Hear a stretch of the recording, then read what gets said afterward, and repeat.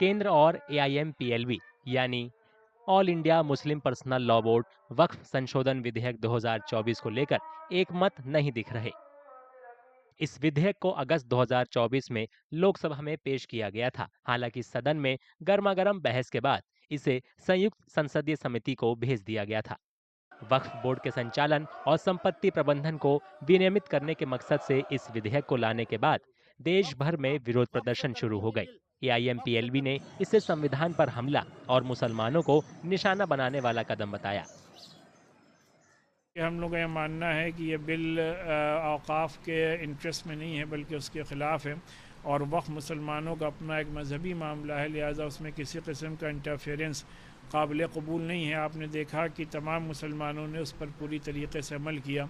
इसका मकसद ये है कि हम लोगों की आवाज़ और इसकी गूंज पार्लियामेंट तक पहुँचे और पार्लियामेंट से इस बिल को पास ना कराया जाए। तमिलनाडु विधानसभा ने एक प्रस्ताव पारित कर केंद्र से वक्फ संशोधन विधेयक 2024 को वापस लेने की गुजारिश की है। इसमें दलील दी गई है कि ये मुसलमानों से संविधान के अनुच्छेद 26 के तहत उनकी भूमि, संपत्ति और धार्मिक अधिकार छीन लेगा।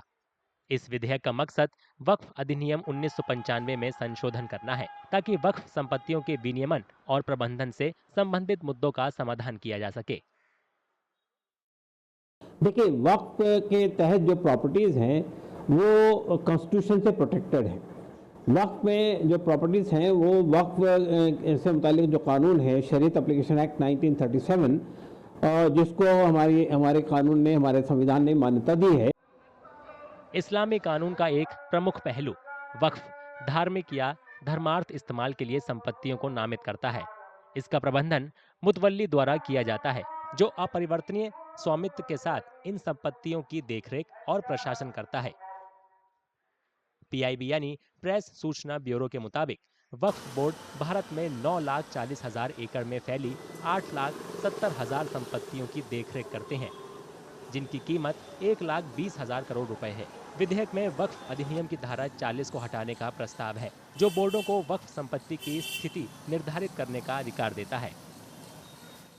हमें तो जिम्मेदारी मिली है ज्वाइंट पार्लियामेंट्री कमेटी ऑन वक्फ की, उसकी रिपोर्ट हम तैयार कर रहे हैं और हम उम्मीद करते हैं कि सभी ज्वाइंट पार्लियामेंट्री कमेटी के जो मेंबर ऑफ पार्लियामेंट्स हैं उनकी सहमति से एक अच्छी रिपोर्ट हम प्रस्तुत करें, जिससे कि जो वक्फ का एक पर्पज है, उद्देश्य है, जो वाकिफ़ करता है कि उसका फ़ायदा गरीबों को मिले, आम मुसलमानों को मिले, पसमानदा को मिले, ख़वातीन को मिले, महिलाओं को मिले, तो उस पर उसका फ़ायदा मिले। एक ट्रांसपेरेंट बिल आए जिससे कि जो सरकार की मंशा है कि वक्फ का पर्पज पूरा हो।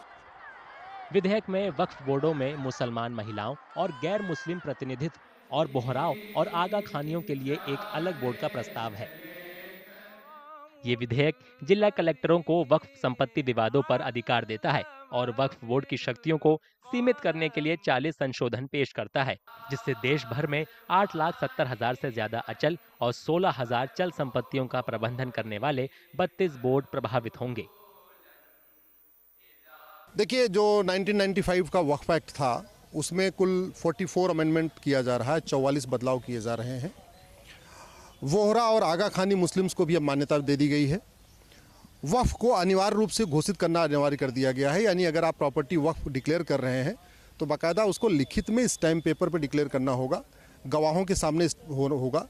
तो वक्फ प्रॉपर्टी कब हुई है, कब वो दान की गई है, उस किसने दान किया है, कब दान किया है, किसके सामने दान किया है, इसका प्रॉपरली जो है लिखित इसका दस्तावेज बनेगा। महिलाओं को भी अब इस पर पूरा उनको अधिकार मिल गया है।